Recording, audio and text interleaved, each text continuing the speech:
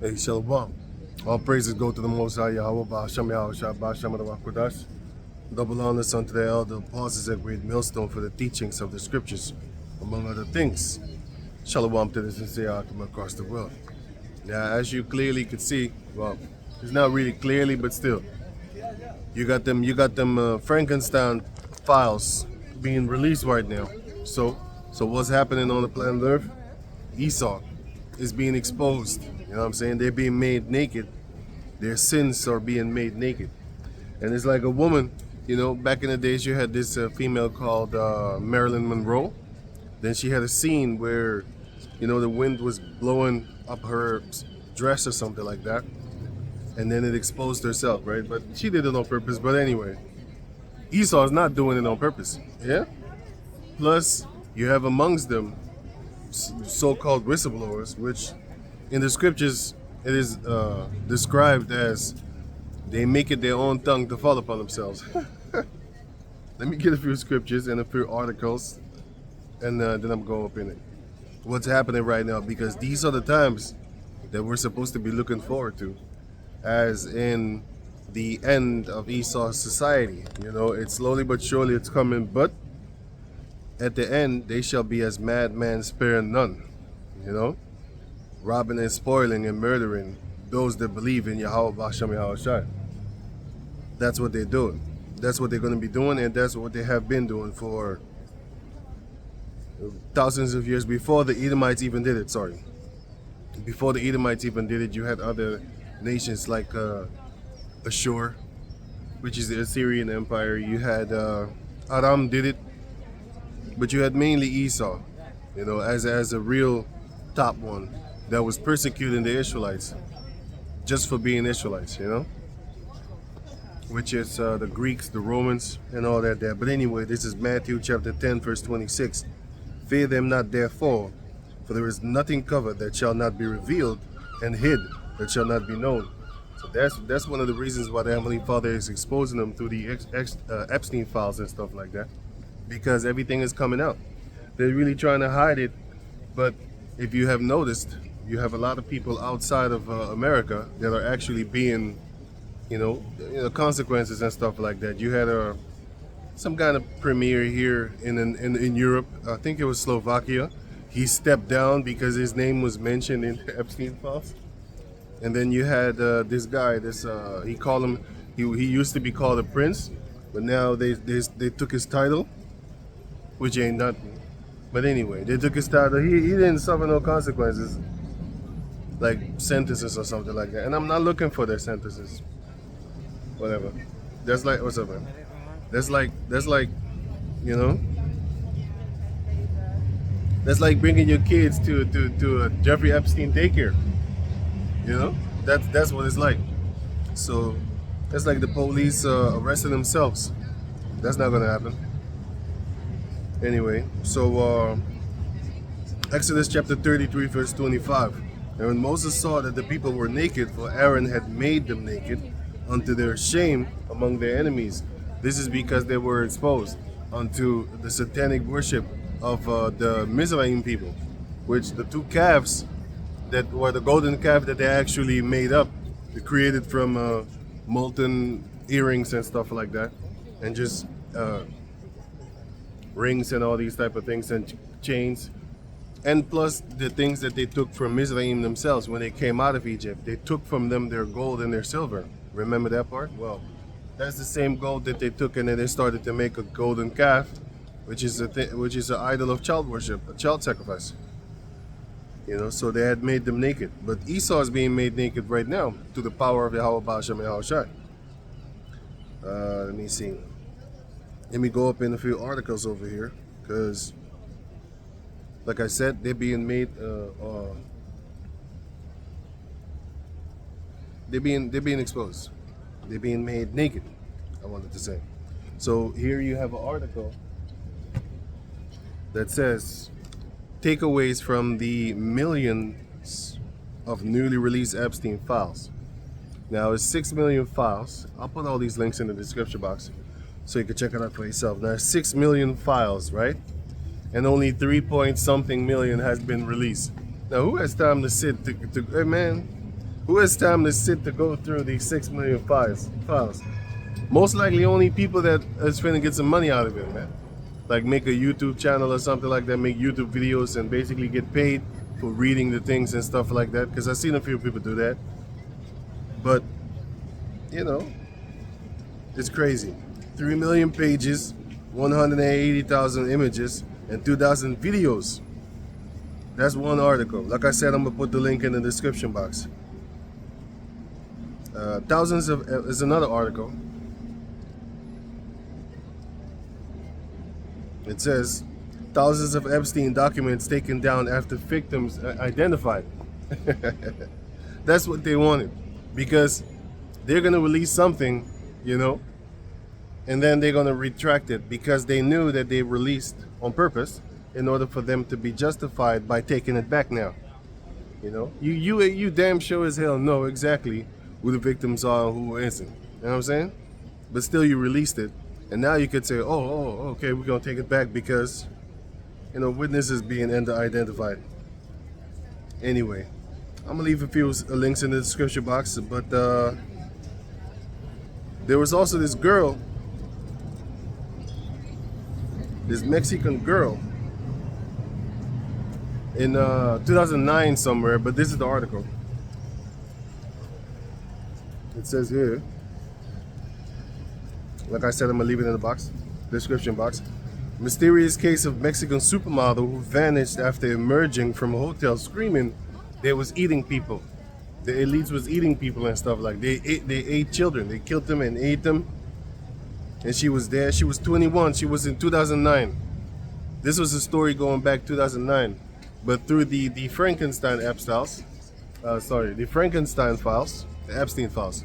Through that, now all of a sudden these things is popping up again, you know? And this was a story going back to 2009. So now they're talking about it again. So all their dirt is being, you know, roused up again, like that Marilyn Monroe picture where you have, it's a footage also out there, where you have the wind gushing over, from underneath her, and it lifted up her skirt, and then she acted as if she doesn't want you to see her underwear. Well, this time Esau ain't acting. He really doesn't want you to see his underwear, his thong, his string in the butt. You know, because that's what they wearing underneath the robes that they got. Not speaking of that, there's articles going on about. It says right here. Now this is an article. It's a video actually. I'll put the link in the description box, like I said. It says here, Putin claims pedophilia is the norm in the West, and he was right. And this was 2 years ago. Funny as hell that he talked about it. And here's another one. Another article here, which says that Vladimir Putin links gays to pedophiles.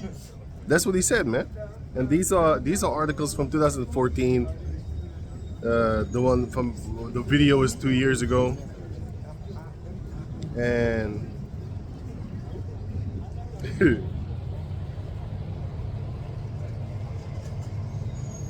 now they're talking about, you know, probe whether Jeffrey Epstein was working as a Russian spy, all kind of bullshit. But that's that snake tongue that they come up with. Oh yeah, speaking about snake tongue, I got a quick video here before I start reading scriptures.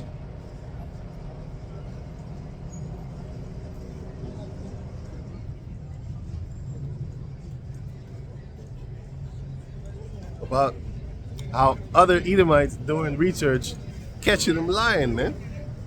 But we already know that. But it's just fun to actually show you that they're lying.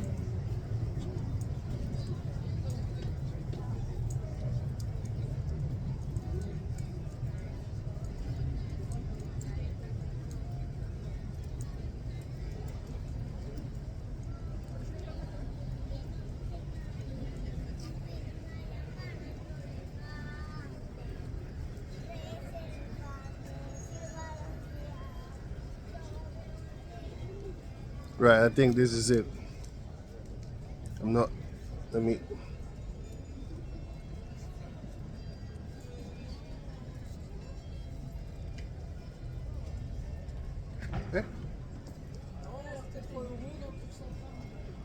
Howard, Jeffrey wished me to pass you along. Nice seeing you. They clearly met, and the guy is just lying about it to your face, to the American public's face, and they tried to hide it from us. I cannot emphasize this enough. They're lying through their teeth. You think this guy perfectly remembers a 2005, like, walking in the guy's house? The reason I put that little snippet right there is to show you that even the other Edomites is calling them lying through their teeth, man. You know, because this if this doesn't show you that the elites are falling down along with their entire nation, by the way, but if this doesn't show you that they're falling, hey, I don't know. You still not, you know, shook up yet. Need to be shook up, you know. Wake somebody up by shaking them. Wake up, Jacob. Right, so let me get up in the scriptures right now. It says right here, Isaiah chapter 20 verse 4. So the king of Assyria led away the Egyptians prisoners and the Ethiopians captives, young and old, naked and barefoot, even with their buttocks uncovered, to the shame of Egypt. Because if you read the book of Isaiah chapter 19 verse 4, it speaks about that a cruel king and a fierce king and a cruel lord will rule over the Egyptians. Well, that's this one if you read it as how it is written. But fast forward to now, it's talking about that a fierce king and a cruel lord will rule over them. Most likely it's talking about Trump, man. It's talking about Trump, you know, and it's talking about Trumpy boy and the Lord that's ruling over him. That's talking about Amalek.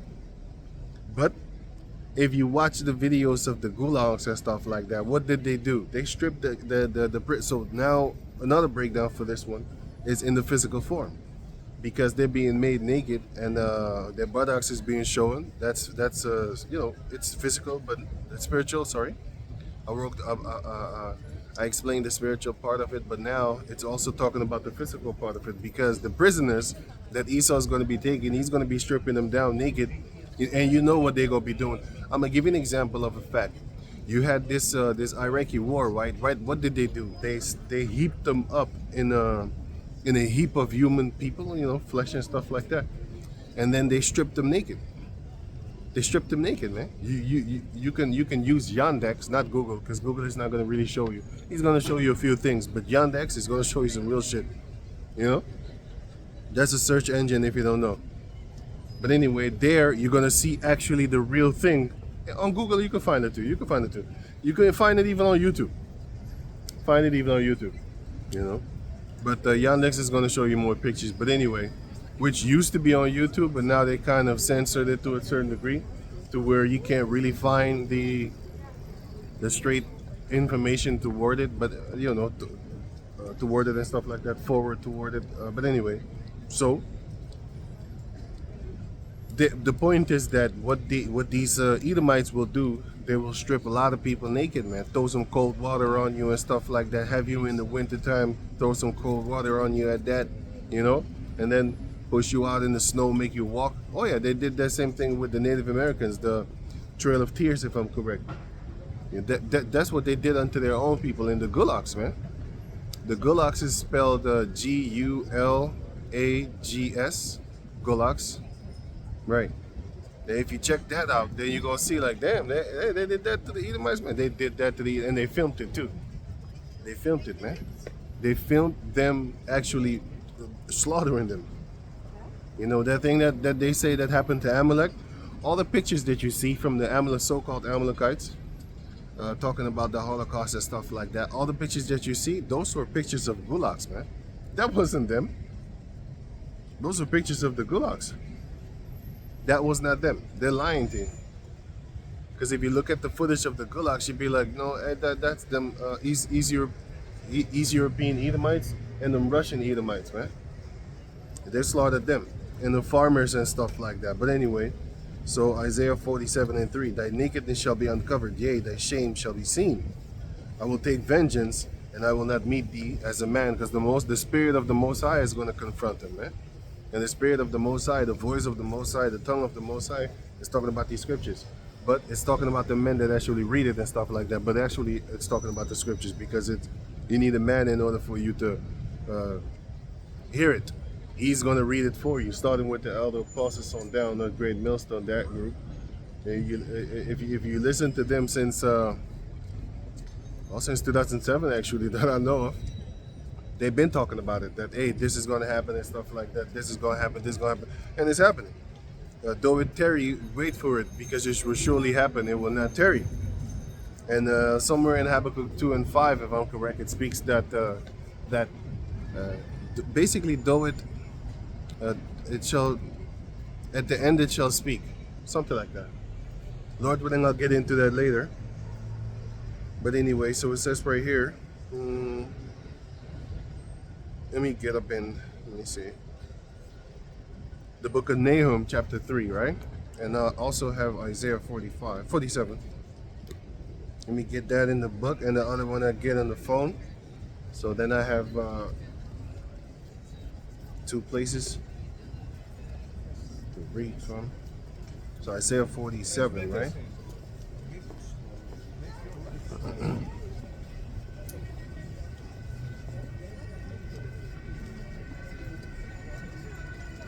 Right. Now check this out. Now you have Nahum chapter 3, right? So I'm gonna read the Nahum first, and then I'm gonna go into the others, Esprit says and stuff like that. Esprit says and stuff like that. So it says here, Nahum chapter 3, verse 1. Woe to the bloody city! It is full of lies and robberies. The prey departed not. Where the prey? And the prey are not leaving. Where you gonna go? You ain't got nowhere to go anyway. And they preying on you. I'm gonna give you an example of how they preying on us, right? Because they do that. Oh shit, I keep on forgetting, man. Lord willing, I'm gonna just do this, man. Let me write a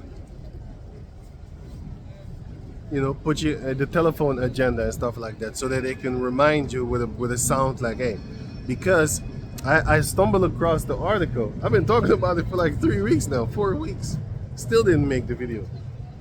I stumbled across the article, but I'm doing other stuff too, so that's the point. That's the thing too. I stumbled across the article of how the Dutch admit how that they use Suriname to get rich, man. They got rich because that was their slave place, man. That was their spot. They had that one, you know what I'm saying? So that's how they got rich, and they're showing it to you. They're showing you what they did and how they got rich, and that's why the Netherlands was the world currency. What's up, man? Come on. That's why the Netherlands was the world currency for a few years. It was the first world currency. Sorry, it was the first world currency, especially here in Europe. But it was the first world currency that was backed up by silver and gold. Gold and silver, silver and gold, whatever. They did that the first. And then came the English, the pound became the second world currency. And then the dollar became the third world currency, and it's going to be the last. 3 strikes and they out. 3 times Edomites. So Jeremiah chapter 25 verse 14, this is how they got rich. For many nations and great kings shall serve themselves of them also. And I will recompense them according to their deeds and according to the works of their own hands. For example, all the copyright things that they stole, all the patents that they say that they do own the patents, but they didn't do the work. So they got it's just like in the movie, in the music industry. There's a lot of people that did a lot of work, a lot of Jacob descendants, especially in Motown and stuff like that, right? A lot of Jacob descendants made a lot of music and all that type of stuff for them. But these Jacob descendants don't own nothing. I remember Sam Cooke, and he was fighting for his rights. And there's another one, I forgot his name. At the end of the song, he started whistling. Something like that. I forgot the song, man. I got it in my head, but I can't get the lyrics. It's crazy. Sometimes I just go blank mode, man. I can't. Anyway, it was sitting on the dock of the bay. Sitting on the dock of the bay. At the end, the third phrase or paraphrase, whatever they call that thing, you know, when you sing songs, the first, the second, and the last. The last one, he was dead, and I think he wanted to get the copyrights and stuff like that. And then you had another one, he was murdered because of He also wanted to get the copyrights. They caught him with a harlot in a hotel. So I might have mixed two stories in one, or maybe it was actually two different stories, but you know, like I said, I don't repeat it often enough for me to... I do repeat it often. I just forgot about it. Anyway, but the point of those stories is to show you that Jacob descendants, right? They have been making music and all that type of stuff. They have been making stuff, and then Esau comes around and takes it, man. So again, Jeremiah 25:14, for many nations, not just Esau by the way, many nations and great kings shall serve themselves of them also. And I, the Most High, and I will recompense them according to their deeds and according to the work of their own hands. They're gonna pay for that, man. Which is Ishmael, which is Japhetic people, which is Elam, all the Shemites, all the sons of Eber are gonna get messed up, man. That's in the book of Numbers 24. So the sons of Eber are not our friends neither. Why? Because they joined forces with Esau. One of the sons of Eber is Ammon and Moab. Moab and Ammon, I should say. Anyway, so going back to Nehemiah. Sorry, Nahum. The book of Nahum 3:1. Woe to the bloody city! It is full of lies and robberies, and the prey departed not. The prey departed not. Where the prey?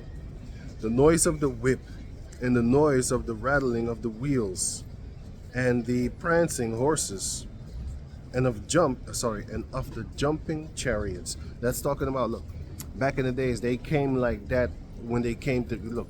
If you read the book of 1 Samuel, you will come across scriptures that I think 1 Samuel 7 or something like that. Maybe a little bit further, 13. I'm not sure. But in 1 Samuel, it will show you that only ex-King Saul and Jonathan had weapons. The rest of the Israelites didn't have weapons, you know. Because the Philistines, they had weapons of iron. They had chariots of iron and all that, which is nowadays compared to, for example, one country having level 2 weapons, and then another country having level 4 or level 5 weapons. Yeah, those level 5 weapons are gonna actually beat the level 2 weapons if the Most High is not with you.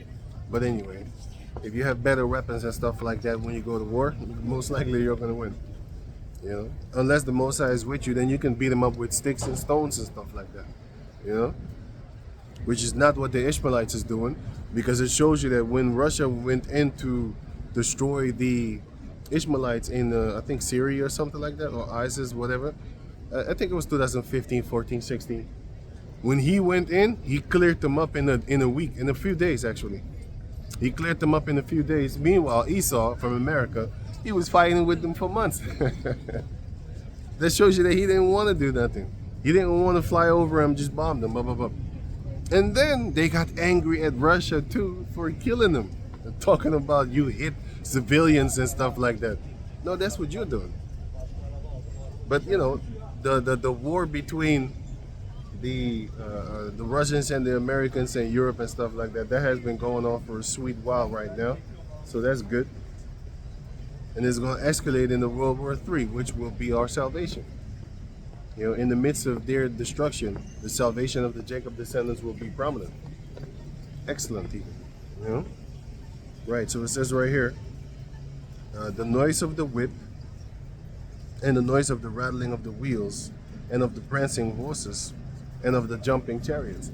So, back in those days, they came with actual military people, like with iron ware, with armors and stuff like that. You know what I'm saying?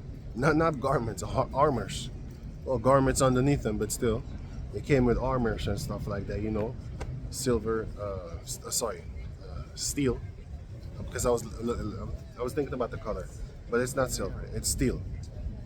The only one that had golden shields was King Solomon, but that's another story. But anyway, so that Nahum chapter 3 verse 2, in the physical form, is talking about actual people that had horses, and they came to bring the war toward them. You know what I'm saying? But nowadays it's talking about the nuclear missiles, because those are the horses in the air, the chariots in the air, the arrows, the coming out the body, the missiles and stuff like that, you know?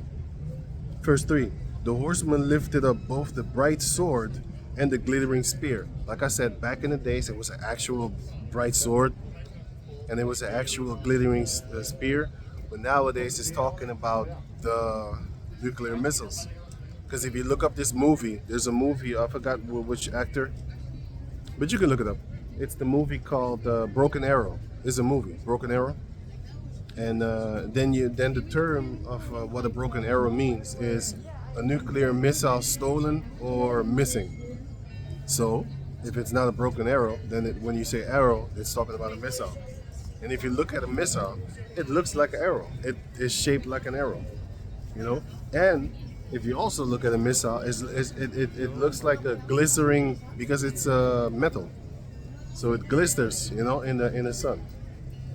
Because that's where it's going to be shot toward, not toward the sun, but I mean in the direction of the air, and then it's going to shine like a glittering sword. Have you ever seen when you looked up, when you see a plane and you see the reflection of the sun upon it, and then you can't look? It's just like how you have a mirror and then you glance around with it.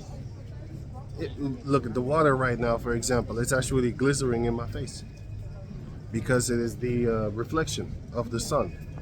And this is water, you know, how much more metal, which is stable, you know, so it really shines upon you. Water flickers, so the reflection is flickering. The reflection of the sun is flickering in the water, and it's far away, but I see it.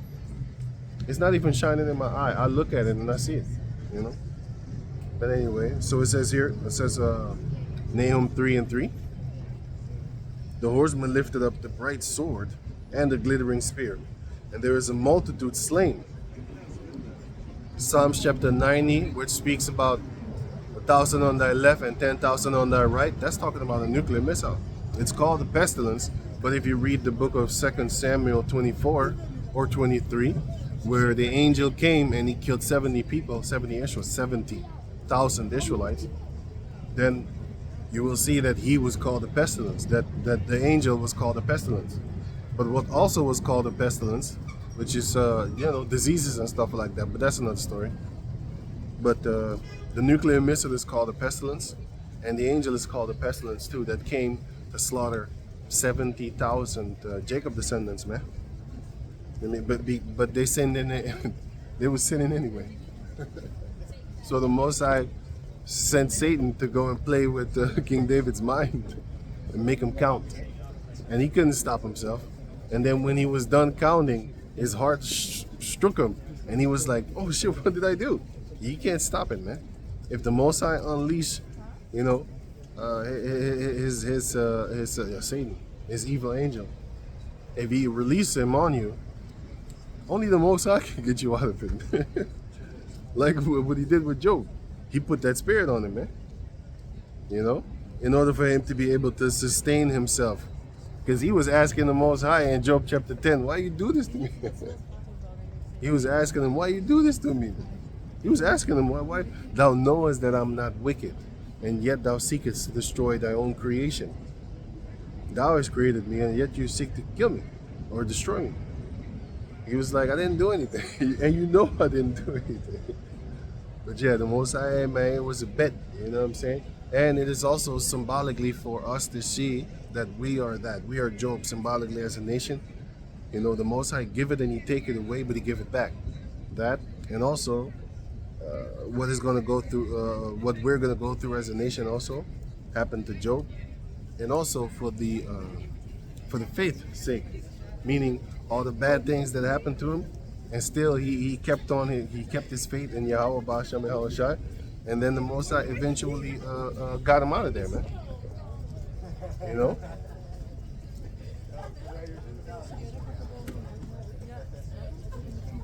He eventually still rescued him out of there, man.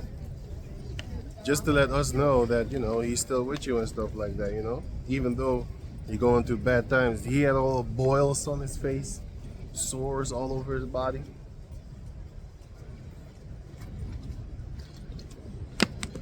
That looked like a painful thing that he went through, man. Damn. Underneath is the sole of his feet. He had sores. Have you ever had a pimple over there? Even with a pimple, you can't walk correctly. How about boils and sores that most likely was, you know, excusing pus or something like that, you know? Pus was coming out of it. And he had to walk upon that, man. And he scraped it with a shattered pot, earthen vessel pot. He scraped the boils that he had. So you know that did not look good. And still, you know, he kept his integrity and didn't curse the Most High, like his wife did. she turned into one of the foolish women. She was that already, but it was going good, so she didn't do foolish things until it's bad. So it says right here. Nahum chapter 3, verse 3. The horseman lifted up the bright sword and glittering spear, and there is a multitude slain, and a great number of carcasses. And there is none end of their corpses. They stumble upon their corpses. In this day and age, you're gonna have that too. You know, people, the blood is gonna come up to a horse's bridle, which is a horse's mouth, which is very high. It's basically symbolically talking about that there will be rivers of blood, man. Rivers of blood, because that's what war does. Rivers of blood. There's going to be a lot of bodies, but in other places, there's not going to be bodies, man. What there's going to be is disintegration. You know, people are going to be disintegrated, man. They're going to melt like the wind. Even the wind is going to melt, man. Because the Most High said He's going to melt the elements. Wind is one of the elements. Have you ever seen wind catch on fire? I'm going to give you an example. Type in Google or YouTube. Type in fire tornado. The wind is on fire. Because it's not fueled by anything. Like, it's fueled by something, but I mean, like, it's not fueled by fuel. You know? It's, for example, you have many ways that it can occur. You have, for example, there is a fire there, and the tornado is there too, and then it comes in and swoops the fire, and now it's a fire tornado.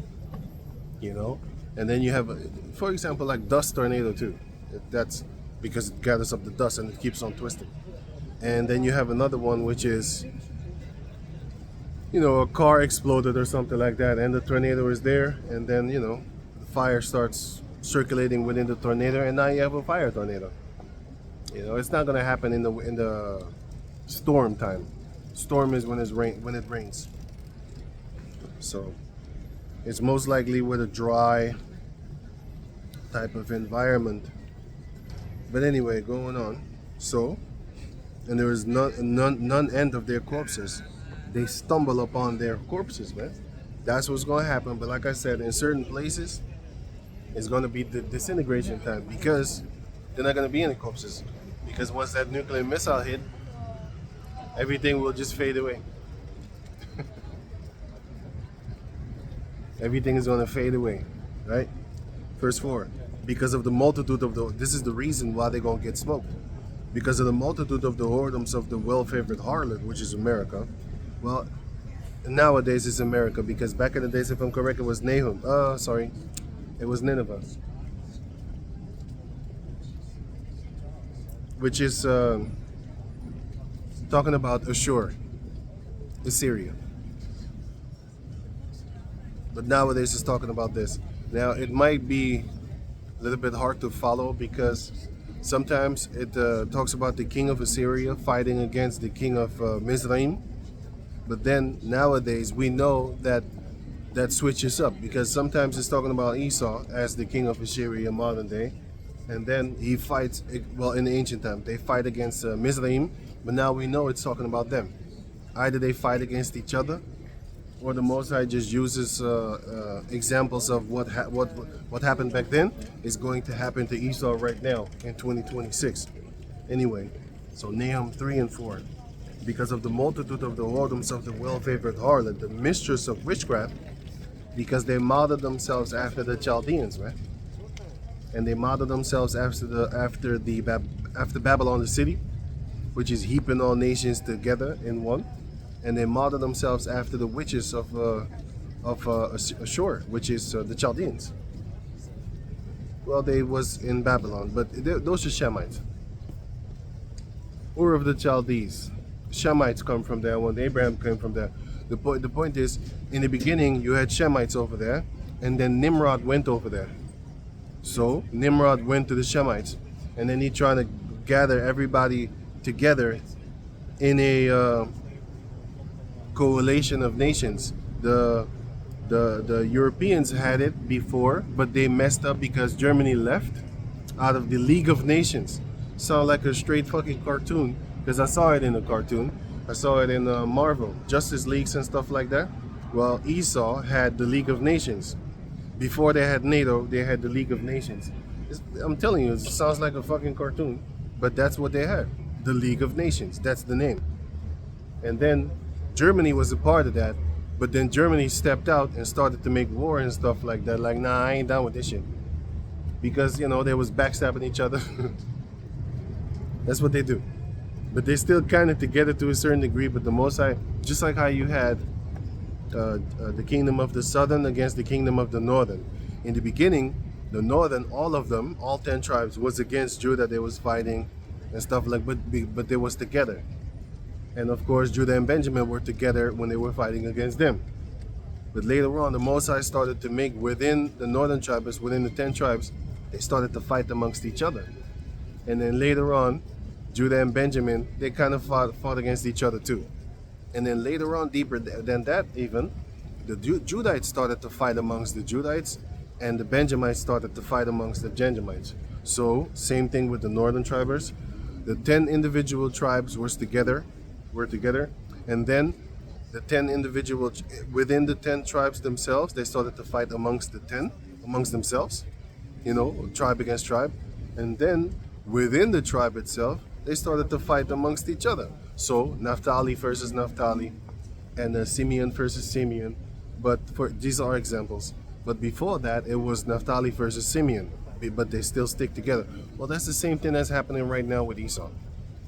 You have the European nations and stuff like that. They stick together, but amongst themselves, they're fighting amongst each other too. And it's getting more obvious and more obvious as how the Frankenstein, the Epstein files are coming out right now. You know, they're trying to distance themselves from one another, scrambling, which is funny as hell.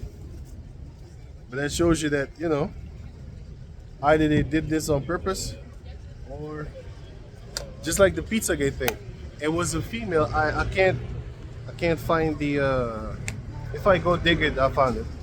But it was a female that actually was in the White House. She told on them. She told on them, man. She told on them, man. And they was giving her praises too. She was dubbed Journalist of the Year or something like that. She was a celebrity among these Edomites, these rich Edomites, right?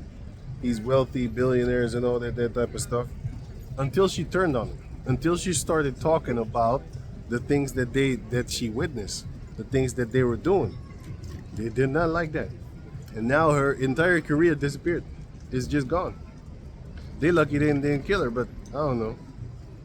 They could have, because they murdered on whistleblowers. Once you tell on them, that's why a lot of these people was found hung in their jail cell, because they was connected to Epstein, man.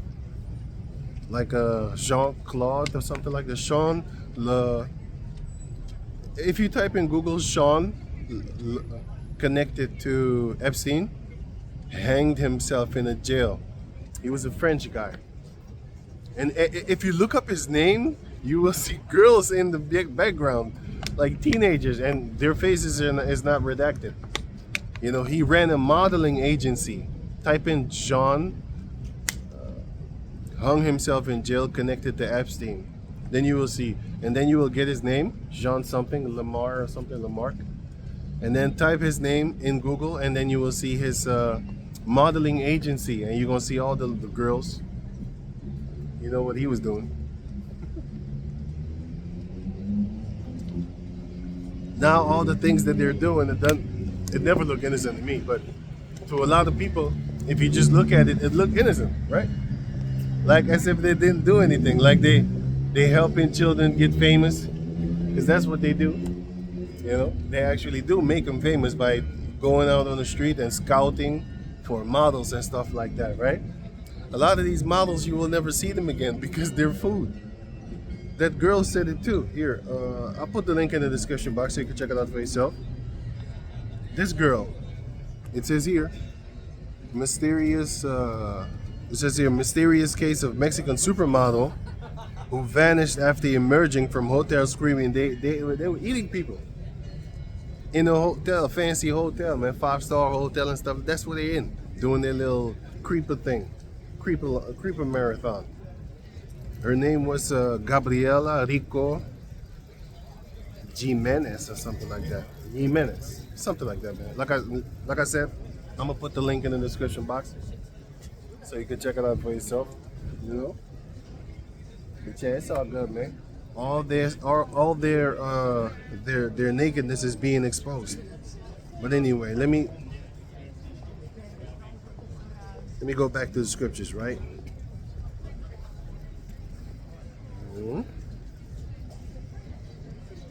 Nahum 3 and 4. Because of the multitudes of the whoredoms of the well-favored harlot, the mistress of witchcraft, that selleth nations through her whoredoms, and families through her witchcraft. They've been selling families. They've been selling nations, man. They selling nations off. They selling families off, but they also lie to them and scam them into putting them in debt, and then basically selling them off like that, by putting them in debt. That's why a lot of countries, they're so rich in mineral resources and basically just everything that Europe does not have, and still they kept poor. That's how they sell them, you know. They basically put them in debt, and there's a quote from this Norman guy, I forgot his name, but the quote is, "Gold is the currency of gentlemen, gold is the currency of kings, silver is the currency of gentlemen."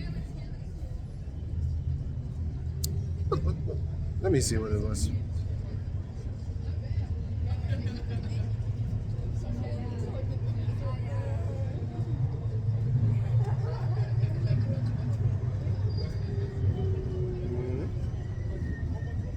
Oh yeah, gold is the money of kings, currency, money. Silver is the money of gentlemen. Barter is the money of peasants, because they can trade, because they got food. And you got something that they might need, money, for example, but they got food, they got fishes. Well, not a farmer, but you know what? I hope you know what I mean. Those type of people, right? That go out there, fish, and then you give them money for their work that they did upon sea, which is a dangerous work. And then, you know, stuff like that. But anyway, gold is the currency of, I say currency, but it says money. Gold is the currency of kings. Silver is the currency of gentlemen. Barter is the currency of peasants. But debt is the currency of slaves, money of slaves. And that's what they put them countries in. Therefore, they could sell them around, toss them around. But that's why the scripture saith, "Or thou also become as helpless as we." Isaiah 14. "Or thou also become as weak as us." Why? Because the heathen nations nowadays, they got like nuclear missiles and stuff like that. So, of course they're scared. They're trying to take the missiles away from them, because they know they don't fear the Most High, they fear missiles. That's why you have this movie called Planet of the Apes. I think it's beneath the Planet of the Apes movie. And there you have, you have them worshiping nuclear missiles, man. And it says in the Greek word, it says Alpha and Omega, beginning and end. That's their end. I don't know if they put it down like that, but I think they also did put it down like that, but not in a scriptural way as we understand. Like that's his end, because he does mean it as if, yeah, this was the end of society, and then all these mutant kids just popped up and stuff like that because of the radiation that the nuclear missiles gave off. So They put that in the movie too, where you have mutated people, you know, radiation slap them around, and then they don't look good no more. But that was the movie called the Beneath the Planet of the Apes, huh? And they had that since what, the 70s. So they've been planning about it. Esau been planning about this, man. It says the children, excuse me. It says the children of this world, which are the children of darkness, are in their wiser than the children of light, or in their generation. So the children of this world, which are the children of darkness, because this world is of darkness, are John chapter 1 shows you that. So the children of this world are in their generation wiser than the children of light. The children of light, what are they focusing on? Money, bitches, trying to get fancy clothing, chasing hoes.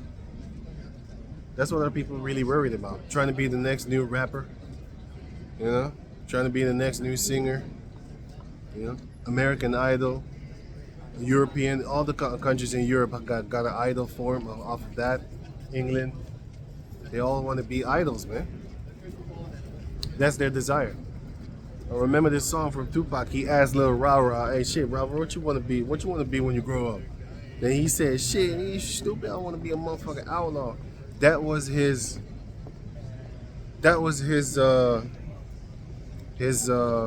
mindset. That's the Jake mindset. Their mindset is like, that's like the highest tip that they can achieve. Instead of thinking like, nah, man, I want my own water, I want my own house, I want my own wife, that nobody else can just, you know, you walk around with your wife on the street, and somebody could, from her younger days or something like that, somebody could just walk up to y'all and say, man, hey man, I used to fuck you, man. See, you know what I'm saying? They could do that if they want to. You know, a lot of people, I could do that. I'm not gonna do that. That's wicked. That's beyond wicked. You know, but you can't do that to me because I don't have a wife. But I know if I get one, I'm 100% sure. I'm more than 1,000,000% sure that one man, at least one man, it's multiple, but just one man at least can come up to you, and maybe you got kids with her now, and walk up to your kids and crouch down and say, you know, I used to your mama. Busted nuts in the mouth and shit. And with that same mouth, she kissing you right now. Ugh. No, that's for real? Yeah, for real. They can do that if they want to. If they want to, they could do it. It doesn't matter if you fight. It doesn't matter if you snuff him out of his life. He did it. And he's able to do it. So, yeah, basically. But yeah, anyway, in the kingdom, you're going to have your own wife. Nobody could say like, yo, I used to pop that girl when she was loose. You know what I'm saying? We're going to have our own water, food. You're going to have your own house, your own land, your own, you know, everything your own, man. You're going to own stuff. That's not their aspiration. That's the word I was looking for the whole time. They're not inspired to think like it's not in their head. Their inspirations and something that inspires them is having a bank account full of digital numbers and pulling paper out the wall when they go pin, or, you know, cash out or something like that. That's their highest peak. A lot of Jacob descendant things here too, man. I know a lot of guys that I was trying to fucking rap, man. So I know exactly. I'm not knocking them. I'm telling you the truth. That's what it is. A lot of Jacob descendants, they think about making it as an athlete in order to get out of the situation that they are in, that they live in, or something like that. They're not thinking about, hey man, let's just have a mentality of owning stuff, and then therefore I wouldn't be needing your paper money. I wouldn't be needing that money with your faces on it and stuff like that. But Jake ain't thinking like that, man. Jake is not thinking like that. But anyway, going on. So Nahum 3:4, because of the multitude of the whoredoms of the well-favored harlot, which is America nowadays. Back in the days, it was Nineveh and all these type of places in the midst of it, Babylon and all that there. The mistress of witchcraft that selleth nations through her whoredoms, which are philosophies, and families through her witchcraft, you know, but nowadays they getting them in with debt and they make them participate in witchcraft type of things and stuff like that, you know. But anyway, verse 5, behold, I am against thee, saith the Lord of hosts, and I will discover thy skirts upon thy face, and I will show the nations thy nakedness, and the kingdoms thy shame. You know, so you're gonna see that and stuff like that. But the Most High is gonna make it to where you're gonna have a lot of people actually being waking up to the truths of Esau and stuff like that. So they're gonna be exposed and all that type of stuff. So let me read it again. So it says right here. Boy, boy. So it says right here. Nahum chapter 3 verse 5 again. So it says here, behold, I am against thee, saith Yahweh, the Lord of hosts, and I will discover thy skirts upon thy face, and will show the nations thy nakedness, and kingdoms thy shame. So let me go back to verse 4. No, I already read that. So, verse 5. Because of the multitudes of the whoredoms of the well-favored harlot, the mistress of witchcraft, that selleth nations,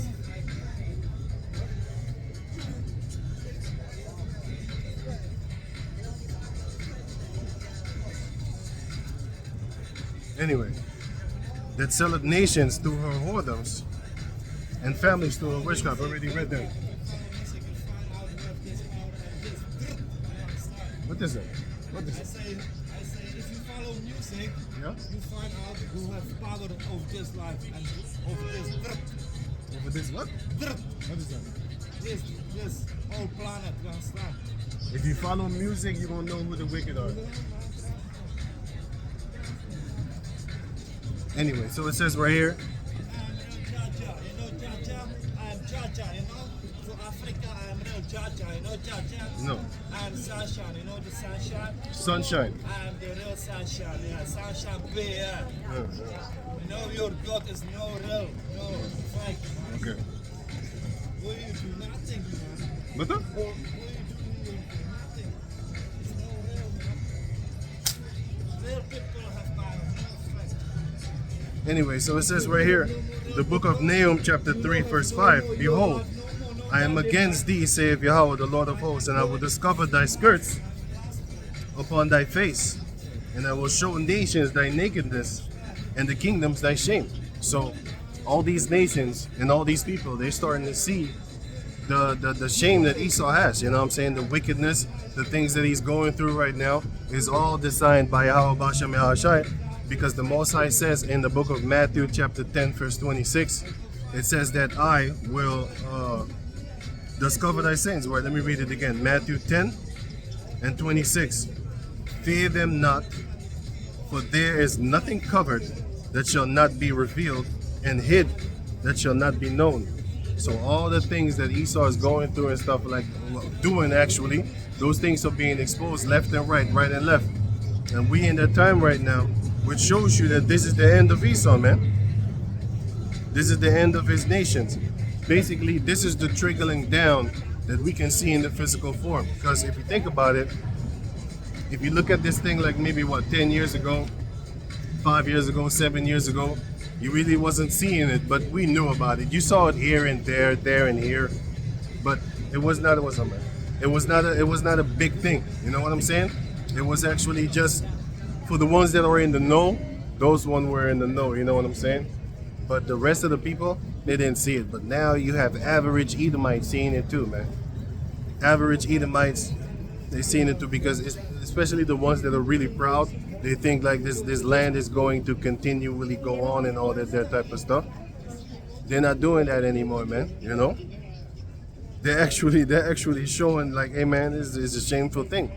If you go on Rumble and BitChute, you're gonna see many videos of these Edomites themselves fighting against their government, man, making videos against their politicians, which are their kings and their princes and stuff like that.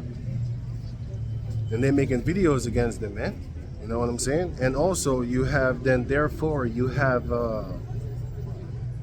the scripture that will come to pass, which is there shall be a sedition among men, and they will not regard their kings or their princes, man. They're not gonna regard their kings nor their princes. Why? Because they're gonna look at these things and they're gonna think to themselves like, man, hey man, all these things that they have been doing and stuff like that, we're gonna get them for it. And then they're gonna invade one another and basically kill one another, man. Because that's in the scriptures, man. So it says right here, Nahum chapter 3, verse 6. And I will cast abominable filth upon thee, and make thee vile, and will set thee as a gazing stock. So all the nations upon the planet Earth, they're going to see the gazing stock of Yahweh Bashem Yahushua, well, that Yahweh Bashem Yahushua will put upon them. And the gazing stock will be Esau, man. Starting with the Edomites of America and also the ones of Europe, because there's a few of them in Europe that basically are stepping down. A few of them are you know, well, not a few of them. One of them, concerning the princes, is title is being stripped. And then you have other few politicians from Slovakia, which is, you know, the Polish type of people and stuff like that. One of those, he stepped down, man. He was like, fuck it, my name is in the Epstein files. I'm gonna just have to leave, man, you know? So he stepped down. Now it says right here, Nahum chapter 3, verse 7.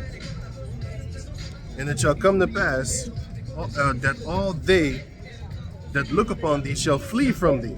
So every one of them is going to flee from what is it again? From the well, away from them and stuff like that. But I mean, like from around them in the parliaments, in the NATO things, the coalitions and stuff like that. They're gonna flee from them, man. Let me read it again. So it says here, Nahum 3 and 7.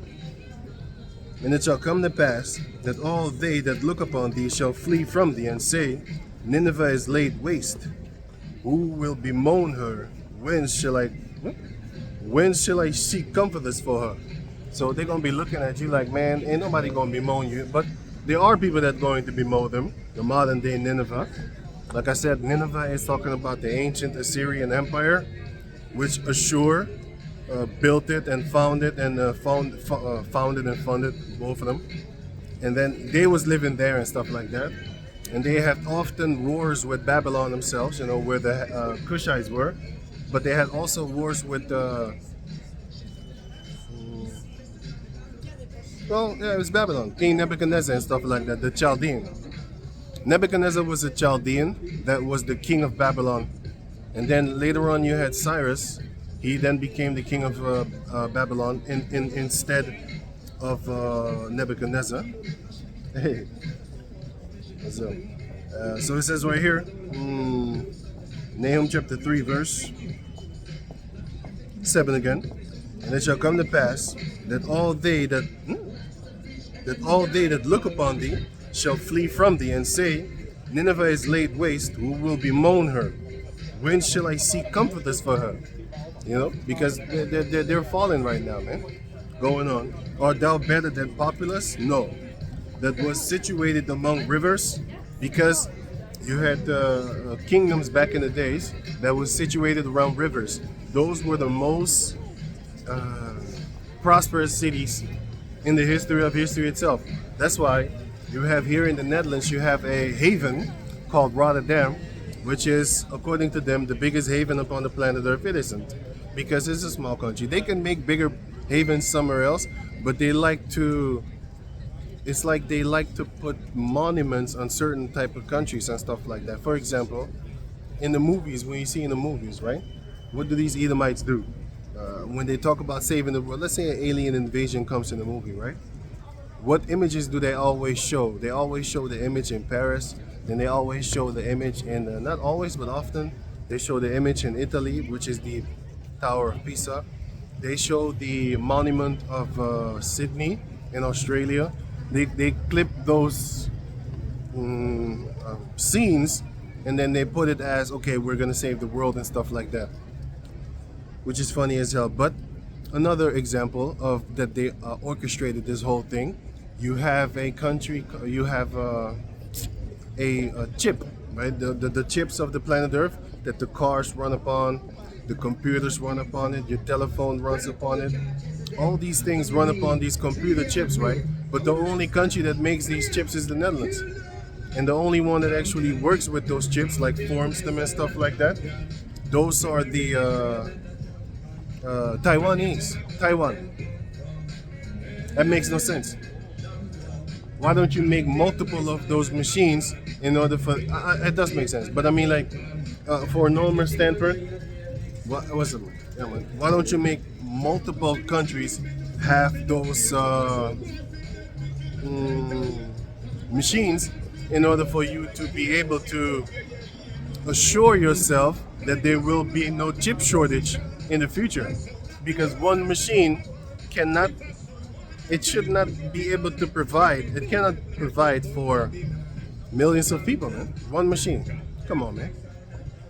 So they're doing that on purpose. So that's the reason why I said, like, you know, the haven of Rotterdam. Yeah, they say it's the biggest, but I know why. Because first and foremost, like I said, the Netherlands got rich off of slavery and also ship trading, right? The ship tradings and stuff like that. But anyway, a land that is situated around waters is a very prosperous land, because in order for you to bring stuff from place to place, if you do it on land, it's going to take a long time. And the land is going zigzag. Sometimes you gotta, you know, sometimes there's forest, you can't really go over it. You can, but then you gotta spend money to make a road. That's going to take time, and it's going to take millions and billions even. And they don't want to do that. So what do? Is they make sure that they just take the waters, which is very simple. It saves them a lot of billions of dollars and stuff like that. Because in the Suez Canal per day is already 15 million per day. Just from the boats going passing through there, going through there.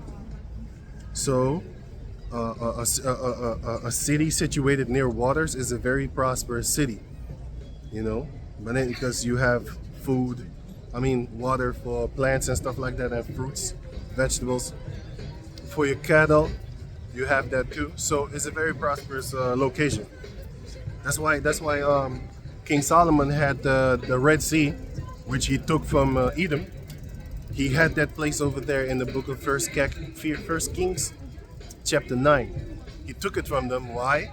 Because it was a strategic military place. Plus, he brought in a lot of gold and silver from there, and then went land inward. Because if he had to do it land inward all the way, it wouldn't work. Because it's too much land. You can't. There's robbers on the street. There's animals. There is jungle, forest, deserts. You can't travel with that. So the water is the best. So going on, and America is actually a place situated near waters. The Netherlands too. But let me go on. So Nahum chapter 3 verse 8. Art thou better than Populus? No. That was situated among rivers that had the waters round about it, whose rampant was the sea, and her wall was from sea to sea. Because they were surrounded by waters, and therefore they could come in with shipments and from left and right, north, east, west, south, you know. Anyway, verse 9. Egypt and Ethiopia and Egypt were her strength, and it was infinite. Put and Labim were thy helpers. Well, Put and Lubim are Hamites. I'm going to read the last one. Yet she was carried away. But the Most High is giving that example to show you that, look, even though they was as strong and secure and prosperous as they were, with all the shipments going in, going out, the money that they had flowing in, you know, going out, doing things and buying stuff and accumulating stuff, all that there is nothing compared to what the Most High is going to do to them, because He's still going to break them down. So they can't defend themselves with the money and all that there. So all the prosperity that they have, all the riches that they have, they're not going to be able to save themselves. So let me read it again. So it says right here, verse 11, verse 10. Yet was she carried away, she went into captivity. Her young children also dashed to pieces at the top of all the streets. And they cast lots for her honorable men, and all her great men were bound in chains. This is exactly what's going to happen to America. So even though and just Esau in general, all the prosperity that they have, all the connections and the military, all the power and stuff like that they have, they're still going into captivity. And the Most High said here, even though all those things happened, all the power and prosperity that they have, the Most High said in, let me read it again, Nahum chapter 3 and 10.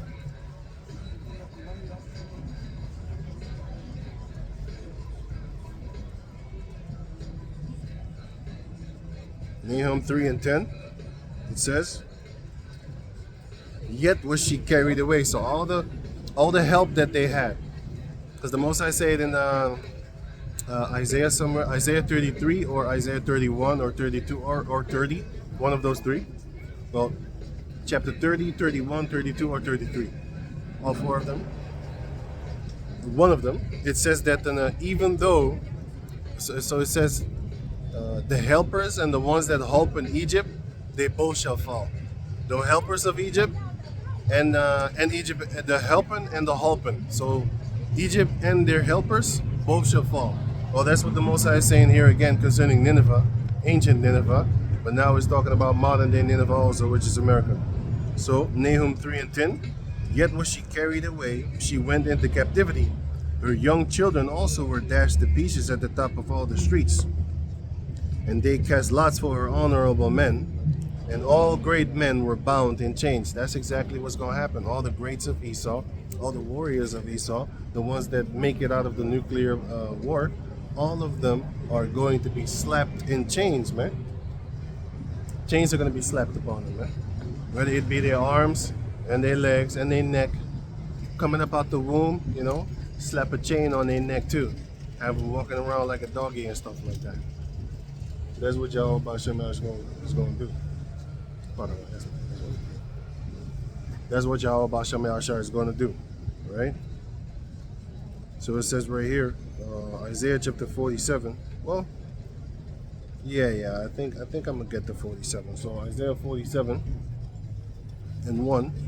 Come down and sit in the dust, O virgin daughter of Babylon. Sit on the ground. There is no throne, O daughter of the Chaldeans, for thou art no more called tender and delicate. That's what's happening right now, because a lot of these heathen nations, they figured out like, hey man, Esau ain't that tender and delicate no more, man. We see that she is actually a rousy beast, you know, smearing period blood upon her nipples like Diddy, dead semen. So they're finding out like, damn, these people are filthy, man. And only the elites of the heathen countries, they know about it.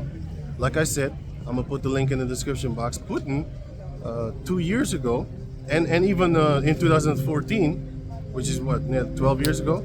Yeah. He even said there that, hey, the norm in the West is pedophilia, man. That's what Putin said in 2014. He said that gayness is one of the leading ways to pedophilia. That's what he said. And I believe him. If you can fuck a dude, you can probably fuck a cat too. Or a dog.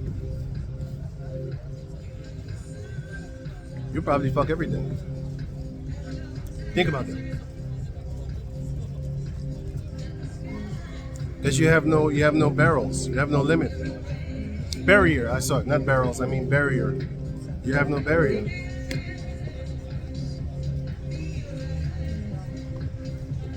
So you'll probably do anything, man, just to get some satisfaction, pleasure. Anyway, so it says right here, Isaiah 47 and 2. Take the millstone and grind meal, uncover thy locks, make bare the leg, uncover the thigh, pass over the rivers. Because the Most High is exposing you right now, man. Uncover everything, and the Most High is going to make it to where they make it their own tongue to fall upon themselves, and then everyone that sees it, they're going to flee from you, man. But of course, you're going to have the others that are going to stick around, because it says that who shall cry for her and bomb for her and stuff like that. The merchants of the world, the ones that make money with America, those are the only ones that are going to cry when America basically falls, because now they got to get money in their own lands, because they have the merchants over there They have the souls of people also over there, which is what they traffic toward America. They don't only traffic mineral resources stolen fair and square, stolen fair and square.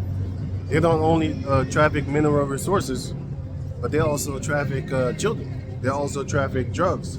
They also, man, the fact that he's talking about that he wants Maduro out of power because of the drugs, then the whole CIA needs to go out of power because of the drugs that they were selling to the Jacob descendants. There's a movie made, Kill the Messenger, of 2014. And this guy, Rick Ross or something like that, the real Rick Ross, Freeway Ricky, he's basically in the movie, but he's played as somebody else. But he's in the movie too. And he was in jail in this movie. And it was a journalist named Gary Webb exposed that whole thing. All of a sudden, he was found with 2 gunshot wounds to the head. But the crazy stuff about it, just like with this other Edomite called Jeffrey Bradstreet, he was working for people, and then his wife was like, "Fuck it, I'm leaving." She was supposed to back him up, right? Like a pillar of rest. Didn't do that. Same thing with Gary Webb. All these stories, because the heat was coming on him, and the woman couldn't take it. She was like, "Nah, man. I got the government targeting me. People be, recognizing me on the street, probably said something to me." And she said, like, "We out of here, man.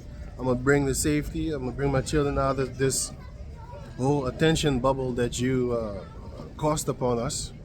And she left. And not long after that, the guy died. Because he had a new wife, and I believe it was a CIA woman. Because they do stuff like that. And you have other documentaries that suggest that. They can't 100% prove it, but come on, man. She was dying when he killed himself. She was there when he killed him, and he was somewhere in a water, a cold water, in a mountain somewhere, and then they said that he called her, and then he told her, "I'm gonna shoot myself." And then she came toward the location where he was at, and then she watched him pop himself. Which suicidal person is going to do that? Wait for you to come, and then for you to possibly convince them to not do it. No, man. It wasn't done like that, man. Y'all read this out, but hey, I don't need to prove it because the judgment of Yahweh Bashem Yeshua is going to come upon you, you Edomites, so you can't escape it anyway. So Isaiah 47:3, "Thy nakedness shall be uncovered, yea, thy shame shall be seen. I will take vengeance, and I will not meet thee as a man." Most High is going to make it to where he's going to come as an angelic form, well, the Lord Yahushua. The Most High is going to make it to where the Lord Yahushua is going to come as an angelic form, and he's going to come butcher and slaughter people, man. Because that is the job of Yahweh Bashem Yahushua. That's the mission, I should say. That was his mission from the beginning. So Isaiah 47:4, "As for thy Redeemer, the Lord of hosts is his name, Yahweh is his name, the Holy One of Israel, sit thou silent and get thee into darkness, O daughter of the Chaldeans." Because Esau is the daughter of the Chaldeans, man. He modeled himself after the Chaldeans up in pure witchcraft, wherewith he deceived the nations and stuff like that, with the sorcery that he has. All these cartoons, all these movies are all sorcery, man. Because it makes you fantasize about living there, for example, or it makes you fantasize about other type of things, man. It's all witchcraft. It goes against, because they got cartoons right now teaching kids that, a boy could be a girl if he wants to, which is all witchcraft, man. Because the kids actually going to take that and be like, "Oh yeah, it's possible," Because what do they have back in, I'm going to give you an example. Back in the day, they had He-Man and G.I. Joe and all these type of cartoons, and Transformers. And every time, and Thundercats, and every time at the end of those cartoons, you would hear that real winners don't use drugs and stuff like that, But you don't hear those type of messages no more. And in the beginning of the games too, I remember that when you go to the arcade hall, I remember that real good. Every arcade game back in the days, year and stuff like that, they had a message in front of it. They said winners don't do drugs, But they don't have that no more. It's not as if they was worried about you, but they had to put up a front. Nowadays they don't put up a front no more. They be like, "Fuck it, man. We just gonna make some PDF file type of things. We just gonna turn boys into girls, boys, and we're just gonna do a lot of crazy stuff, and we're gonna make criminals of you. Because if you make people poor, the only thing that they have left for to do is to steal, rape, rob, murder. And you know, you have some of these people that sell dope, some of these people that actually go into pimping. You know, some of them like it, but you have a lot of them in the midst. They have no other choice. Like a lot of these females, all these girls that are OnlyFans and stuff like that, they start OnlyFans while they have a house. You know, while they are in their mother's house or father's house or just their own place and stuff like that. But they have a place. But a lot of these females, especially in the 90s and stuff like that, a lot of the street hookers, they didn't have a house. They didn't start out doing that.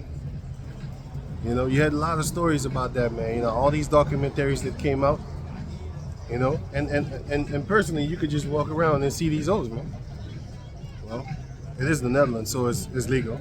But here, they have a legal thing, so they're now on the street. But that's another story. That's not another story. The point is that some of them people are doing these things not because they want to, but because they have to. They put up in a certain situation. But you can all blame that on Esau, because Esau is the one that will take everything from people, and then people are now reduced or required to find another way in life, which is basically doing illegal things. And now he has the so-called right, according to him and according to his laws, to lock you up for free labor and stuff, or just make your life miserable, which is eventually it is the Most High that actually unleashes him, because the whole world is full of sin, and therefore he lets the sinful man Esau basically take control over the world, and who needs to get judged and punished will get judged and punished, man, to the power of Yahweh Bashem Yahushua. But Esau will pay for it. So, you know what I'm saying? Isaiah 47 and 5. Sit thou silent and get thee into darkness, O daughter of the Chaldeans, for thou shalt no more be called the Lady of Kingdoms. They are called the Lady of Kingdoms. Until this day, you still have people that don't know about these Illuminati type of secret rites that they do, rituals, and they still want to make it in the business. I was talking to a few dummies, and I'm telling them like, yo, man, hey, and I say, they're going to do stuff to you. Nah, man, I'm not going to get into those type of things. I'm not going to go to their parties. I'm just going to make music and put myself up on YouTube. I'm telling them like, hey, man, well, either way, they're going to find you, man. You know, they're going to find a way to come up in your life. They're going to force themselves up in your life. That's why you don't hear a lot of things about Bruno Mars no more. As soon as he hit that 20 million mark, his mother died. And then you don't see him being pushed anymore, because he most likely doesn't even want to be associated with that thing. But now he's in it, you know? It's like, it's almost like when you in a gang, you can't get out. You know what I'm saying? Either you get out by death, you know? So you're afraid of that, or you just go, fuck it, man, I ain't scared of death. And if you do that one, then hey, then you could just either wait until somebody catch you, or you could go out there and catch them. You know, the ones that you know that would come and harm you, you smoke them first. I don't know, I'm just telling you what, you know, gangbangers do and shit like that. People that are in type of mafias, man. Not just Jake, Bloods and Crips. Talking about European type of mafia, whatever, Russian, whatever, man. You know, they have to go smoke each other, man. You know? But anyway, Isaiah 47 and 6. I was wroth with my people, I have polluted mine inheritance, and given them into thine hand. Thou didst show them no mercy. Upon the ancient hast thou very heavily laid thy yoke. So guess what? Esau is going to have to pay for all that, man. To the power of Yahweh Bashem Yahushua, man. He's going to have to pay for all those things that he did concerning the old Jakes, concerning the young Jakes, concerning the Native Americans, their land. Esau is even going to pay for the heathens, their land, like South Africa, Australia, you know, certain places in Vietnam, Philippines, that they snatched from the people over there, kicked them up in reservation type places. If you type in, for example, on YouTube, if you type in Pak Pak, which is P-A-G, so it's P-A-G space P-A-G. Type that in, and then look at what the people are eating in Philippines, and then ask yourself if you're doing good compared to them. Of course you are. You ain't eating garbage and then taking it out the garbage and then refreshing it, cooking it again, and then putting spices upon it and stuff like that. And you think you're doing bad until you see them. You'd be like, no, that's bad. That's worse. But that's all because of Esau, man. And the Most High is going to make it to where he's going to pay for that too. You know, not coming up for them, but it's just, you know, the wicked needs to be judged and punished, and they will. They go out there in the world and they judge heathen nations. They did that with the guy from Venezuela. They went as if they are the police of the world. They went into there, arrested them on charges that they themselves do. They're the biggest drug dealers upon the planet Earth. Everybody knows that, but you can't stop them. Just like Pharaoh back in the days, you couldn't stop him. It took the Most High to stop him. These nations couldn't stop Mizraim. They couldn't. And these nations also couldn't stop Canaan. Because in Deuteronomy chapter 9, verse 1, it says, and 2, it says, thou knowest of whom thou hast heard, and of whom thou knowest that no one can stand before the children of Anak. You couldn't stand in front of them, man. They would beat your ass so hard, and they would stomp on you too, because they're giants. They were very large people. The Amorites were giants. Canaanites were giants. Amorites are Canaanites. But I mean like different tribes of them. The Philistines was Mizraim, they were giants. The Raphaims were giants. Those are Canaanites again. The Horites were giants. You know, but you have different levels of giants and stuff like that. You had the ancient giants of the old times. That was Og. He was of the remnant of the ancient giants. You know, that was Og. And Og of Bashan. That was of the remnant of the ancient. But anyway, you couldn't fight them. You needed the Most High. And then when the Israelites came up in their land, then afterward Moab started to fight Israel, talking about, give me back my land. Why? Because the Canaanites stole it from them. But then they wanted to come and take it from Jake, because they wasn't intimidated by them. They was intimidated by those big ass giants. But they knew they couldn't beat them, so they was like, fuck it, we're just gonna take it. And then later on in the book of Japhet, which is Judges chapter 12, they came and they told Japhet, like, hey, give me back my land. Japhet was like, what are you talking about, man? We've been living here for hundreds of years, like I think it was like 100-something plus years, and you never said anything. That's because the Canaanites was in that land, and then they stayed there for a long time. And then after a few decades, he started to get the courage, be like, you know what, I'm gonna step up against these Jacob descendants, man. I'm not afraid of them. That's what happened there. And that's what's happening now with Esau. Esau is now looking at Greenland, thinking like, now I'm gonna take that. Just like how Moab, well, it was Ammon actually, Moab or Ammon, one of those two. They live right next to Gad and stuff like that. Anyway, they wanted to take that land. After a while, they looked at the land. It's like, man, it look good right now, good for taking. Well, that's the same thing that Esau is doing with Greenland. But the funny part is he's doing it to his own allies. And Obadiah chapter 1 explains to you that the allyship will be broken between Europe and America. So NATO and America.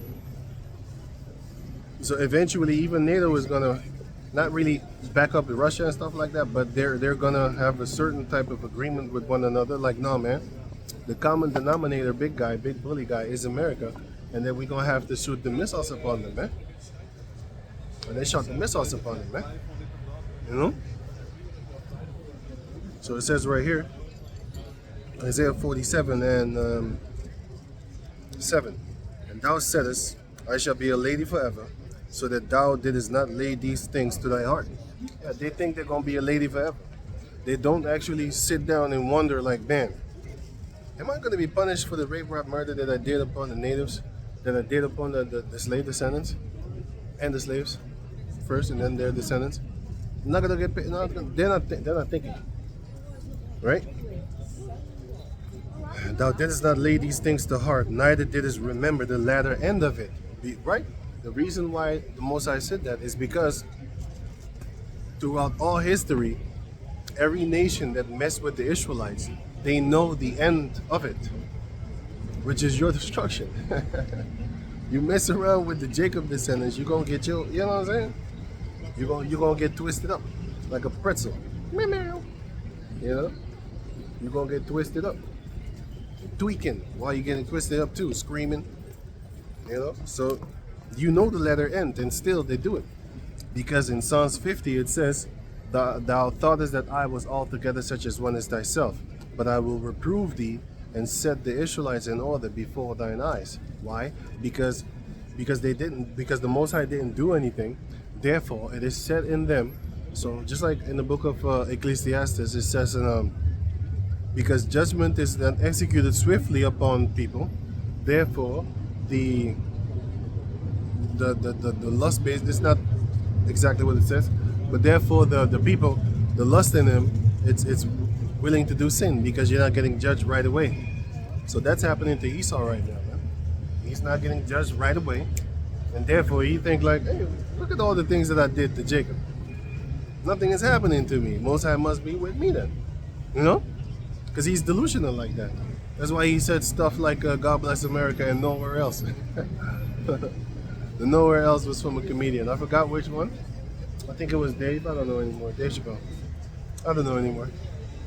But I found that thing so funny that I remembered it. I just don't remember who said it. But basically what they're saying is God bless America, right? And nowhere else. Right? That's what they say. But anyway, because they think like the Lord is with them. That's what they think.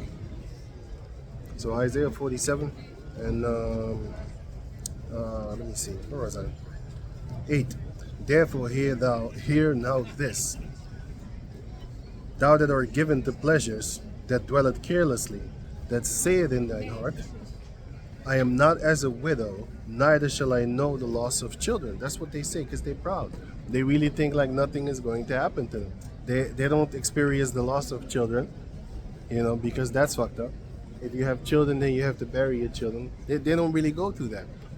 The Most High is going to force it upon them, and they're going to drink that cup, even the dregs of that cup, of that wine. So verse 10. But those two things, which is being a widow and the loss of children, but those two things shall come to thee in a moment, in one day, the loss of children and widowhood. They shall come upon thee in their perfection, for the multitude of thy sorceries, and for the great abundance of thy enchantments. They're witches, man. Everything that they do is witchcraft.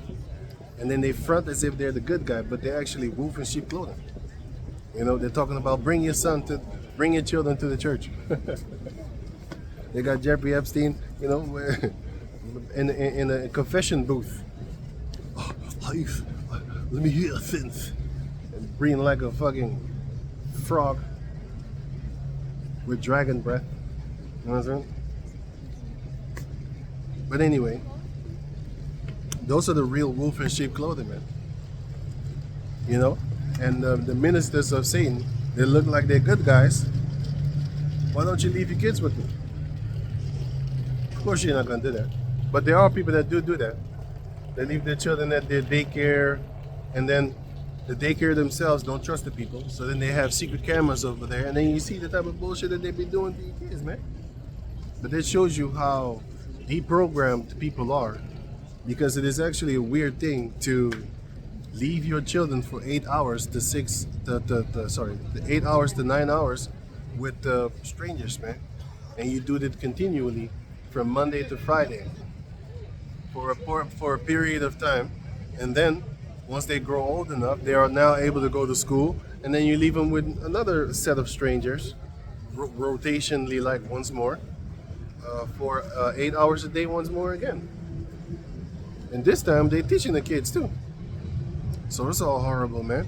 So we as Jacob descendants should not inspire or be inspired in order for you to want to make it in this world, man. You should be inspired with the mindset of, damn, I can't wait to own me trees. I want to own trees, man. Fruit, vegetables, fruit trees, vegetable plants. I want to own them. You know what I'm saying?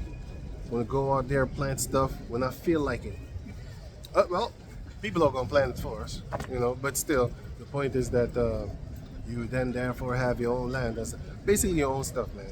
Your own clothing that you can't find in the store. You have all these so-called brands and stuff like that you can only find in fancy stores, right? Well, once that time comes, There's only going to be one unique clothing that you will personally let somebody force them to make it, and they're going to want it too. Especially once you get that whipping. So once that time comes, the heathen nations, man, they're going to want to work for you. Just like how you have a lot of heathen nations now want to work for Esau. They want to come to his lands. They want to hang around and kiss the elites their ass and work in these fancy hotels and stuff like that. And then when you come in their hotel, they treat you like you're a thief. I don't go in the hotels, but I know what they do to other people. I don't go in the hotels. I can't stand that. I don't even do that traveling shit. But anyway, let me finish it up. So it says right here, verse 10, Isaiah 47 and 10. For thou hast trusted in thy wickedness, thou hast said, none seeth me. That's what they think. That's why they're being exposed right about now. Because everybody is seeing all the nakedness that the Heavenly Father is gushing that wind onto his skirt. You know? Under his skirt. Being exposed. For thou hast trusted in thy wickedness, Isaiah 40 and 10. For thou hast trusted in thy wickedness, thou hast said, none seeth me. Thy wisdom and thy knowledge, it had perverted thee. And thou hast said in thine heart, I am, and none else beside me. That's what the Most High has. The Most High has that in Deuteronomy 32. I am, and there's no other God beside me. That's what Esau thinketh himself to be. He's like, man, ain't nobody beside me. I'm me. I am. He is. Isaiah 14 also shows you that. He putteth himself up in the seat of the Most High. He sitteth up on the sides of the north. The sides of the north is talking about Psalms 48, and also it's talking about 2 Chronicles chapter 3 verse 1, and also just if you read 1 Kings, you will see that the sides of the north is talking about the place where, so the mountain where King Solomon had the temple made for the Ark of the Covenant. That's talking about that, and wherewith the commune, the communication, the governing mouth of the Israelites came from there. So what was he saying? He says, "I will stand or sit on top of, with my feet, with my butt. You know, I will be over the Most High," because everybody knew that the Ark of the Covenant was there on top of the mountain. All the heathen nations knew. The Queen of Sheba knew. She knew too, and they wanted, Esau wanted to be over that. Said like, no, I'm over the voice that comes out of the Ark of the Covenant. I did many videos about that, so yeah, whatever. If you type in the word commune and you go to Exodus 25, you will see that from there, the Most High governed the Israelites from the Ark of the Covenant. Of course, he's within the men of Yahweh Basham Shai, but when he wanted to have something to say to Moses, he talked to him there through the. Let me get it for you.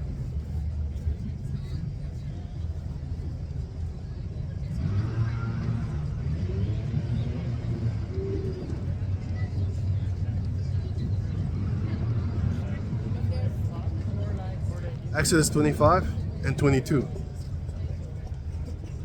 And also Numbers chapter 7 and the last verse. But I'm not going to read that one. So it says right here, Exodus 25 and 22. And there will I meet with thee, and I will commune with thee from above the mercy seat, from between the two cherubims, which is talking about the ark, and the mercy seat. From between the two cherubims, which are upon the ark of the testimony, here it comes, of all things that I will give thee in commandment unto the children of Jacob, the children of Israel. So there is where he commanded. The governing body came from there. The things that we needed to do came from there. So symbolically, what Isaiah is saying, well, not Isaiah, the king of Babylon is saying, and the king of Tyre wanted to do the same thing too. The king of Ashur wanted to do the same thing too. Now Esau wants to do the same thing too. But anyway, what the king was saying is, I will be in that stead. So you're not going to listen to the temple that we worship toward and the Ark of the Covenant. You're not going to listen to that.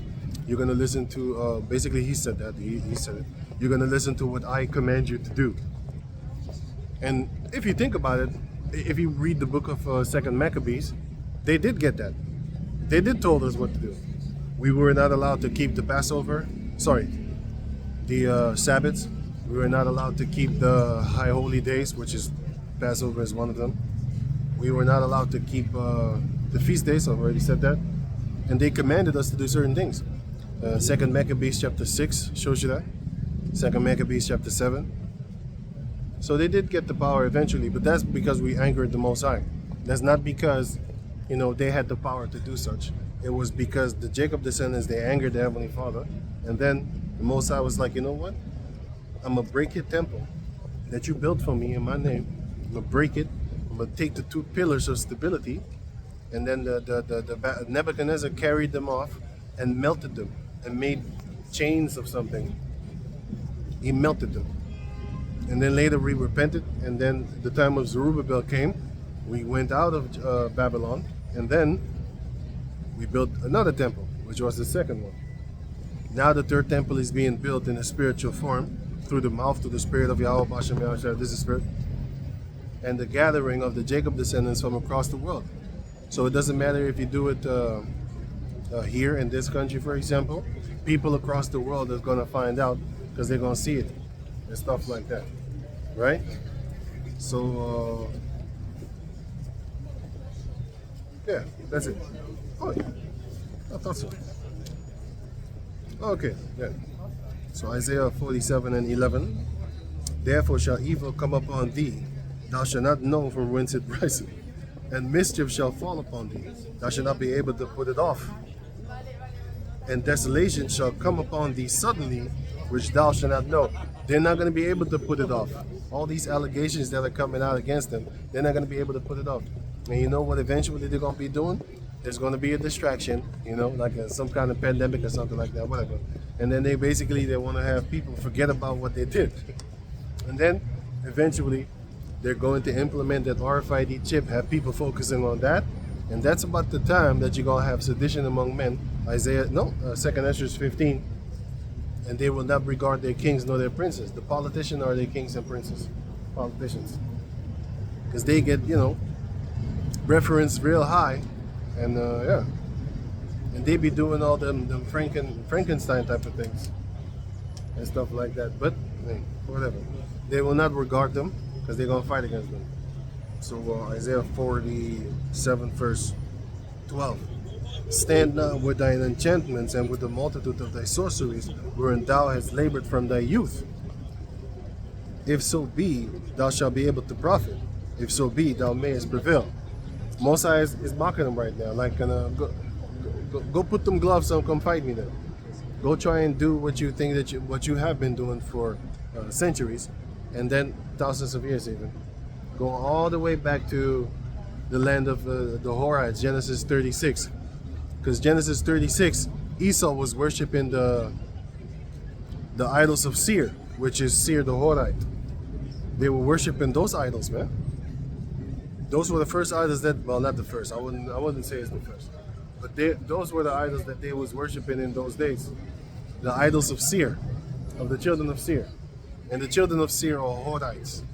Like I said, if you read Genesis 36, you will see in the beginning for Esau, you had the Horites living there, Seir the Horite, and his descendants, which are Canaanites. And then afterward, Esau came up in them, made children with them and stuff like that. And afterward, he succeeded them, and then he got them out of there. Same thing that he did, for example, in South Africa, Australia, comes up in there, takes the shit, kicks you out. He did the same thing with the Native Americans in America. Comes up in there, takes this shit, kicks them out, and then doesn't really talk about them no more. But yeah, the Most High gave it to him, so he was able to do that because of the sins of the Horites.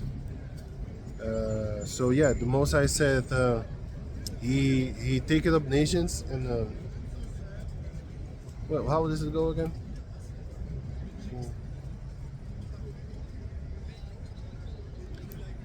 Because of ill doings and evils or something like that, the kingdom is translated from one people to another.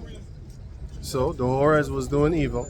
If you think about it, the Amorites collectively, the Amorites is collectively for all the Canaanites, just like how Judah is collectively for Benjamin and Judah in the New Testament.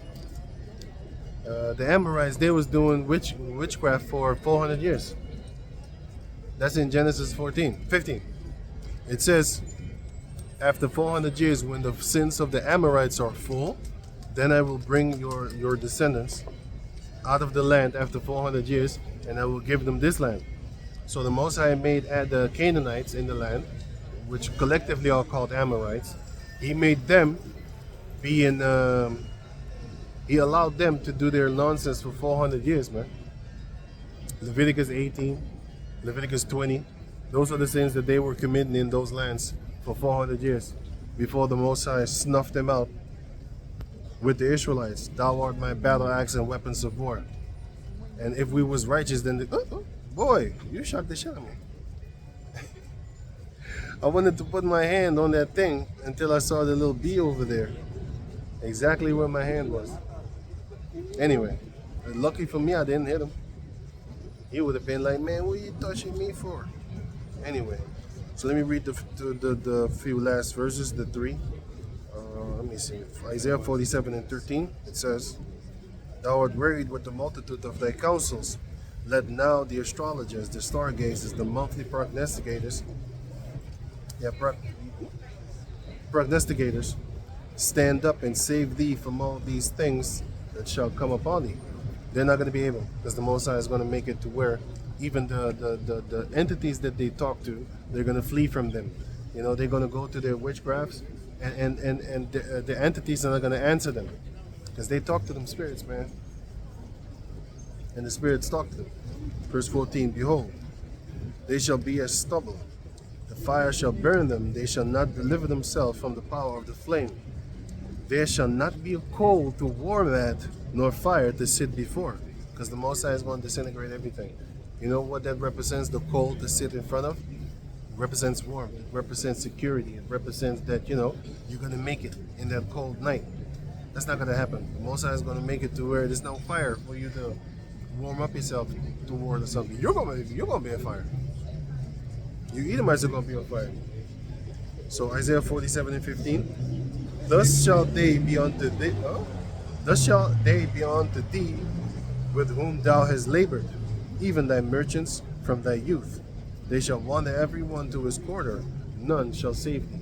So all the helpers that Esau got, and all the helpers that want to help Esau, because in certain scriptures you see that they shall not get help, and even if they do get help, they're going to get, let me say it again. They shall not be mourned. Who shall bemoan thee? Right? There will be people that will be bemoaning them, and those people will be the merchants, because the merchants are going to cry. But the average people, they're not going to bemoan Esau. They're going to be like, yeah. It's like Isaiah 14 that says they will cheer and be happy when that feller falls. A feller is a man that chop wood down. Esau is a wood chopper, and those woods, the trees, is talking about the nations, the heathen nations, and all the nations are being chopped up in pieces and turned into burning wood. You know, but once Esau falls, then all the trees are going to be free, because they're going to be happy that a feller doesn't come and chop them up. Because as soon as they find out that they have mineral resources in their land, like Guyana found out that they had oil a few years ago. The first person that wanted to steal from them is Maduro. Yeah, he wanted war with them. Now it's happening to him. A thief gets stolen on by another thief. And you know who the president of Guyana is? Elam. You know? So it's all these heathen nations that be ruling over Jake. The majority of the Jakes in Guyana have no fucking idea that there's oil in the land. They're not looking for it, man. They have no businesses tied toward mineral resources, man. They're not thinking about it. So when I'm talking about Maduro was fucked up by Esau, it's Maduro that knows, and his people. And also, the president of Guyana, he knows, and his people, those are not Jakes, man. Those are Edomites or Elam, East India, sorry. East India. And those are the ones that are ruling over those lands over there because Esau put them there. And some of them turn into rogue presidents. Then they got to go in there and kill them. That's what they've been doing, man. They've been doing that, you know. You just look up the countries that refuse to inject their people in the time of the Windows 19. You know, the 19 thing. Look at the presidents who just magically died. But only the countries that they refuse to shut down, they refuse to inject their people, those are dead. Those countries are dead. Those presidents of those countries are dead. So yeah, so with that, I'm going to give all praises to the Most High, Yahweh, Ba'ashem, Yahshua, Ba'ashem, Ba'akudash. Double honors unto the elder apostles at Great Millstone for the teachings of the scriptures, among other things. And shalom to the sincere outcome across the world. Shalom.